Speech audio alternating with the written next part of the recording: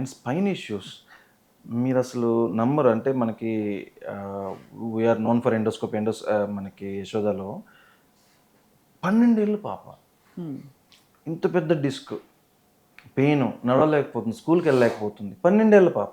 బాబా. So ఆ పాపను చూసి మా పాప కళ్ళ ముందు కదిలింది.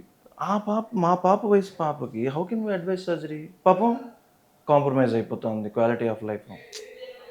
సో రీజన్స్ మళ్ళీ again the same lifestyle change, obesity, childhood obesity, lack of strength. వాళ్ళు చిన్నప్పటి నుంచి ఆటలు ఆడట్లా, ఇంట్లో కూర్చొని వీడియో గేమ్స్ ఆడుతున్నారు. వీడియో గేమ్స్ ఆడేటప్పుడు it is not giving actual strength to them. అంతే కదా. ఫిజికల్ స్ట్రెంగ్త్ లేదు, సిట్టింగ్.